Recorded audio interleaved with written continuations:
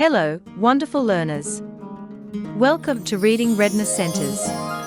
Today, we are going on an exciting journey to explore something super cool: media messages and propaganda. Let's start with media messages. What are they?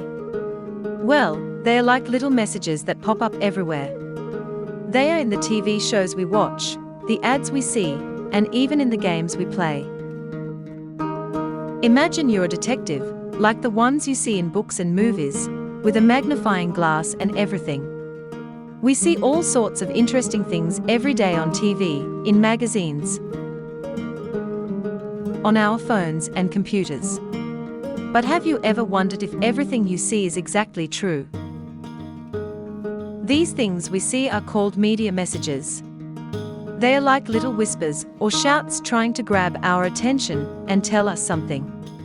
Sometimes, they are just trying to show us something fun, like this awesome new toy. These messages want us to do things, like buy stuff. They use catchy songs, bright colors, and fun pictures to catch our eyes and make us interested. But just like some of our favorite mysteries, media messages can be a bit tricky sometimes. They might try to convince us of something, without us even realizing it. That's where propaganda comes in. Propaganda is when someone tries to make us think or feel a certain way by using tricky information, or by leaving out important stuff. It's like a story with only one side, kind of like when you only hear your friend's side of an argument before you know the whole story. Propaganda can make something seem really scary, super exciting, or even more important than it might actually be. Even today, with all the news and information at our fingertips, it's important to be a media detective. Not all news reports are created equal, and some things you see on social media might be trying to fool you. So, how do you become a super detective who can crack the code of media messages? Here are some top-secret detective tips. Tip number 1: who's telling the story? Imagine you're reading a mystery book.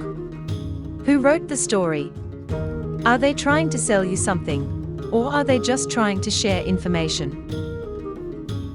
Tip number 2: fact check.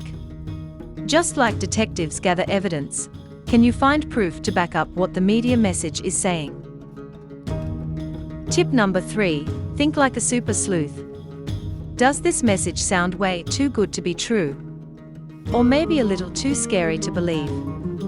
Think carefully before you accept it. By using these detective skills, you'll be able to figure out what media messages are really trying to tell you. Remember, reading books and watching shows that teach you new things are great ways to find information that isn't trying to trick you.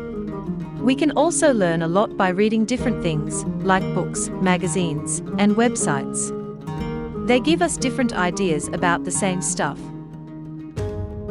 And when you're online, be careful and ask questions before you believe everything you see. Talking with friends and family is another great way to learn. We can share what we think about the things we see and hear. So, remember, amazing learners, you're super smart. You can think carefully and make great choices about the messages you see every day.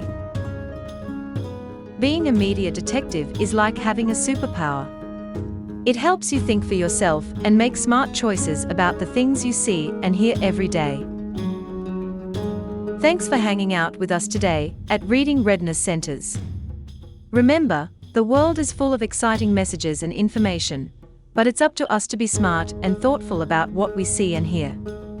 Keep asking questions, keep exploring, and keep learning. And hey, if you enjoyed this adventure with us, why not join us on more learning journeys? Hit that subscribe button, share this video with your pals, and don't forget to give us a thumbs up if you had a blast. Together, we'll keep growing our minds and having fun along the way. Until next time, happy learning.